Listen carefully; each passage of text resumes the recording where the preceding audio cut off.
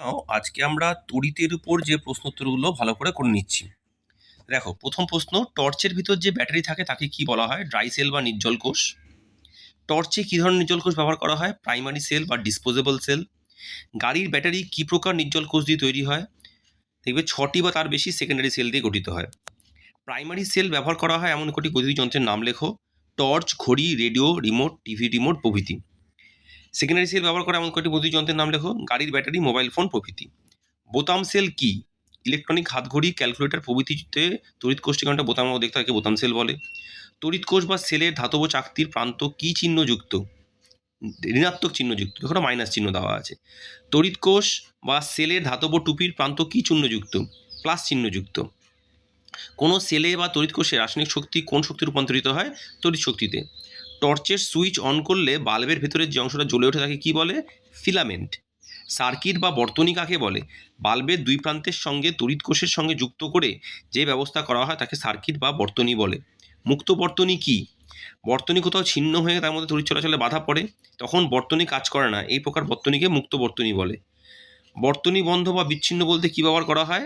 বর্তনীকে সুইচ। কি প্রকার বর্তনী তড়িৎ প্রবাহ হয় না? মুক্ত বর্তনীতে। তড়িতের সুপরিবাহী কাকে বলে? যে সকল পদার্থের মধ্যে সহজে তড়িৎ প্রবাহিত হতে পারে তাদের তড়িতের সুপরিবাহী বলে, যেমন লোহা, তামা, গ্রাফাইট, গ্যাস, কার্বন, অধাতু, মানুষের দেহ ইত্যাদি।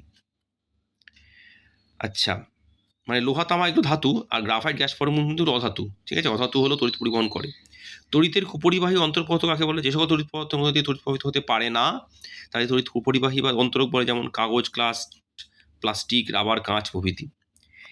ইলেকট্রিক সরঞ্জামে চীনামাটি বা প্লাস্টিক ব্যবহার করা হয় কেন? ইলেকট্রিক সরঞ্জাম যুক্ত সরাসরি তড়িৎ বর্তনীর সঙ্গে যুক্ত থাকে, তাই সরঞ্জামগুলি যদি তড়িতে সুপরিবাহী কোনো পদার্থে নির্মিত হয়, তাই সরঞ্জামগুলি দেহের সঙ্গে সংযোগ ঘটলে শক খাওয়ার সম্ভাবনা থাকে, তাই চীনামাটি, প্লাস্টিক এগুলি তাপের কুপরিবাহী হওয়ার মধ্যে দিয়ে তড়িৎ প্রবাহিত হতে পারে না, তাই এগুলিকে স্পর্শ করলেও শক খাওয়ার সম্ভাবনা থাকে না। বৈদ্যুতিক তার বা তামা কিংবা অ্যালুমিনিয়ামের হয় কেন?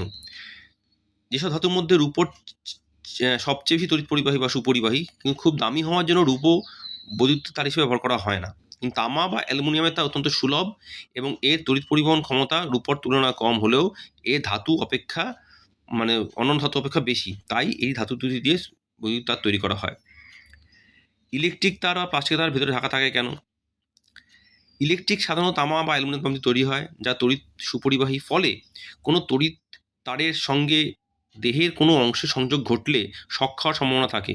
অপরদিকে প্লাস্টিক হলো একটি তড়িৎ কুপরিবাহী, ফলে বৈদ্যুতিক তারে প্লাস্টিকের আবরণ থাকায় তারে বৈদ্যুতিক অংশের সঙ্গে দেহের সংযোগ ঘটে না, ফলে শক খাওয়ার সম্ভাবনা কম থাকে। ইলেকট্রিক মিস্ত্রি যখন লাইন বিদ্যুৎ চালু করে তখন কাজ করে, তখন তারা কাঠের আসবাবপত্র তারই কাজ করে কেন?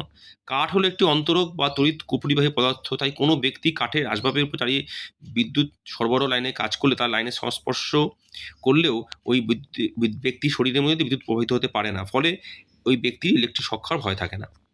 কিসের সাহায্যে কোনো বস্তু তাপের কুপরিবাহিতা নির্ণয় করা হয়? টেস্টার। এলইডি কথাটির পুরো অর্থ কী? Light emitting diode. এলইডি কি?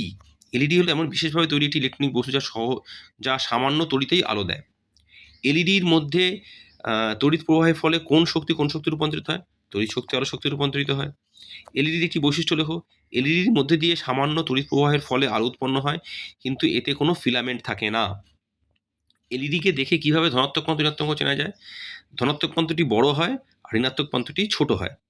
এলইডি ব্যবহারের সুবিধা লেখো। এতে অনেক কম তড়িৎ শক্তি খরচ হয়, এটি অনেক দিন পর্যন্ত ব্যবহার করা যেতে পারে, এতে ফিলামেন্ট না থাকায় সাধারণ বাল্বের মতো ফিলামেন্ট নষ্ট হওয়ার ভয় থাকে না।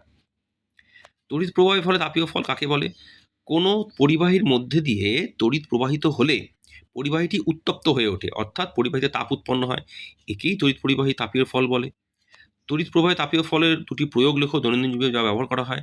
বৈদ্যুতিক হিটার, বৈদ্যুতিক ইস্ত্রি, বৈদ্যুতিক বাল্ব। বৈদ্যুতিক বাতির ফিলামেন্ট কী দিয়ে তৈরি হয়? নাইক্রোম ধাতু দিয়ে। বৈদ্যুতিক বাল্বে কোন শক্তিতে রূপান্তরিত হয়? তড়িৎ শক্তি রূপান্তরিত হয় আলোক শক্তি ও তাপ শক্তিতে।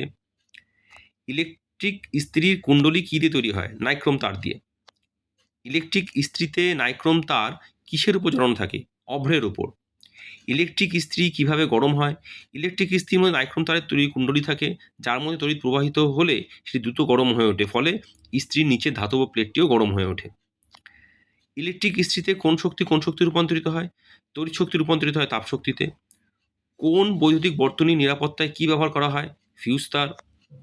ফিউজ তার উপাদানগুলি কী কী? টিন এবং সীসা। ফিউজ তার কীভাবে কাজ করে? বৈদ্যুতিক সার্কিটে ফিউজ তারের মধ্যে তড়িৎ সার্কিটে প্রবেশ করে। ফিউজ তার খুব কম উষ্ণতাতে গলে যায়, ফলে কোনো কারণে বেশি তড়িৎ এসে পড়লে ফিউজ তারটি উত্তপ্ত হয়ে গলে যায়। কারণ মনে রাখবে, ফিউজ তারের না রোধ একটু উচ্চ হয়, কিন্তু গলনাঙ্কটা খুব কম হয়, সেটা এখানে লিখে দেইনি, এটা জেনে রাখো। ফলে বৈদ্যুতিক সরঞ্জামগুলি ক্ষতিগ্রস্ত হওয়াতে রক্ষা পায়। সৌরবিদ্যুৎ কি? সৌরকোষে সৌরশক্তির অর্থাৎ সূর্যালোকের শোষণ ঘটে আলোক শক্তিতে তড়িৎ শক্তি রূপান্তরিত হয়, একে উৎপন্ন তড়িৎ শক্তির সৌরবিদ্যুৎ বলা হয়। সোলার ক্যালকুলেটরে তড়িৎ যোগান দেয় কে? Solar panel. নিজেদের দেহে তড়িৎ শক্তি উৎপন্ন করতে এমন দুটি প্রাণীর নাম লেখো। জেলিফিশ, ইলেকট্রিক ইল। তড়িৎ প্রবাহের চুম্বকীয় ফল কাকে বলে? কোনো পরিবাহীর মধ্য দিয়ে তড়িৎ প্রবাহিত হলে পরিবাহীর নিকটস্থ চুম্বকের উপর তার প্রভাব ফলে, তাকে তড়িৎ চুম্বকীয় ফল বলে। তড়িৎ প্রবাহের ফলে চুম্বকীয় ফলের পরে দুটি প্রয়োগ লেখো, দৈনন্দিন জীবনে ব্যবহৃত হয়, কলিং বেল এবং টেলিফোন। ঠিক আছে স্টুডেন্টস, তাহলে দেখো তোমাদেরকে আমি এই 43টা কোশ্চেনের মাধ্যমে এই চ্যাপ্টারের সমস্ত প্রশ্ন উত্তরগুলো করে দিলাম। তোমরা এগুলো বাড়িতে তৈরি করে নিও। সবাই ভালো থেকো, চ্যানেলটা অবশ্যই সাবস্ক্রাইব করে নিও।